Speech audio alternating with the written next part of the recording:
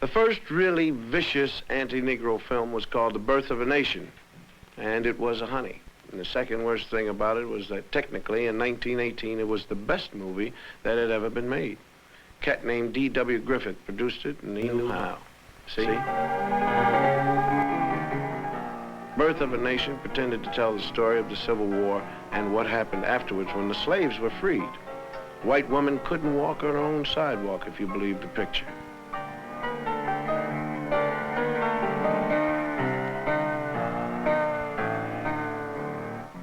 In the South, Negroes got the right to vote, and the movie showed black vote collectors refusing to accept white votes, and black people sneaking in extra votes. And if these black bad guys don't look very bad to you, it's probably because they were white actors wearing burnt cork. Negro legislators took over in the South, and in the film they were made to look like apes. And this was the movie version of how it looked in the Southern state legislature.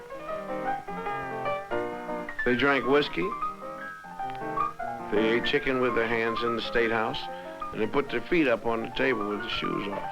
And of course, they passed all sorts of crazy laws according to the film, like anybody could marry anybody they wanted to. It was obvious to anyone who saw this picture that Negroes weren't fit to govern themselves or anyone else because they really weren't people. This film is 50 years old, and it may look silly and out of date now, but it didn't look silly when it was made and seen. Several million Americans who saw it were propagandized to believe that this is the way things would be if they weren't careful. So they've been pretty careful. Colonel Cameron, a former officer in the Confederate Army, is all upset over the way Northerners and the freed slaves are changing his South, taking a mint julep right out of his mouth. So he takes a walk one day while he's worrying about it, and he sees two white kids playing, and then four black kids come along.